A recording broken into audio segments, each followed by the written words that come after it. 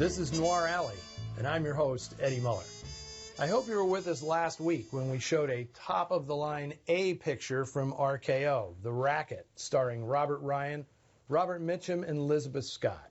This week we have a B offering from the same studio. It's Destination Murder from 1950.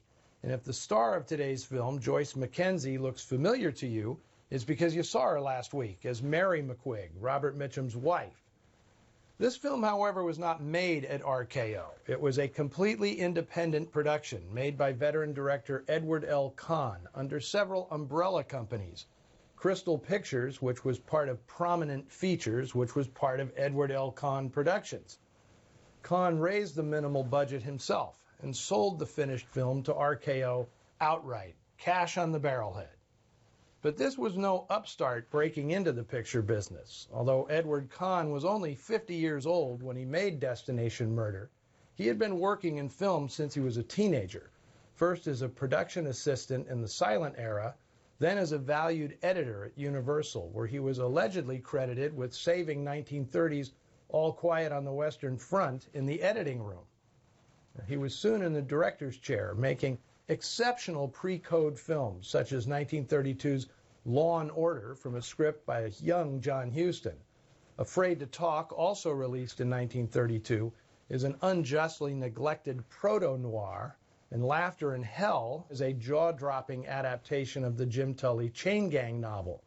Yet inexplicably, by the middle of the 30s, Kahn was relegated to making shorts, mostly for MGM, including many in the Our Gang and Crime Does Not Pay series.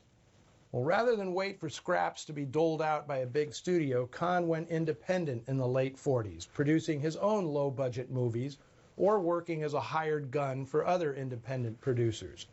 With Destination Murder, he was working with a script by the prolific Don Martin, not the legendary Mad Magazine cartoonist, but a former writer at The Hollywood Reporter who had an exceptional knack for crafting complex mystery plots that ran barely over an hour.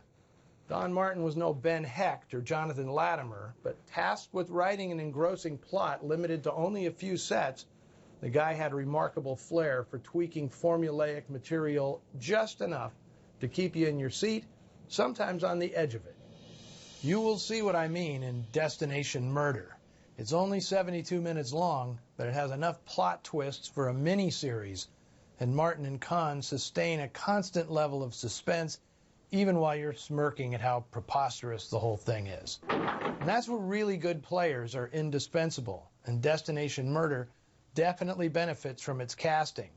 Joyce McKenzie, who could be Barbara Hale's twin sister, you must have made quite a killing, plays a sexy Nancy Drew going undercover to find her father's killer. But unlike Nancy Drew, she has no qualms about trading sex for information. First with Stanley Clements, then with Hurd Hatfield, and finally with Albert Decker. The hapless cop who's supposed to be investigating her father's murder, played by James Flavin, is a bit taken aback by her brazen tactics.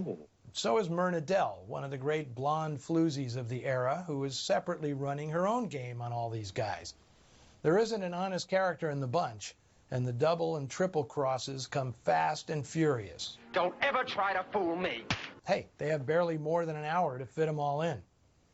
Audiences watching Destination Murder in 1950 expected diabolical things from Decker and Hatfield. It was inspired casting, pairing Dr. Cyclops with Dorian Gray, the characters these actors were most known for. Both actors specialized in villains with a streak of perversity, fully exploited here.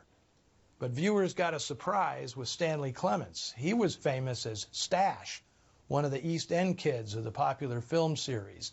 He'd also made a big impression in Going My Way and Salty O'Rourke, where he co-starred with Alan Ladd. He earned some extra notoriety for his stormy 3-year marriage to Gloria Graham. But this was a different version of Stanley Clements, still a Wiseacre Street urchin, but one with a decidedly noir twist. Look, I don't want to oversell Destination Murder. It's a B film made on a bare-bones budget, but I love this movie. It's daffy, impoverished, illogical, and a huge amount of fun. One of the main reasons I watch movies and love them. So let's take a trip to the land of B-movie make-believe. Destination Murder.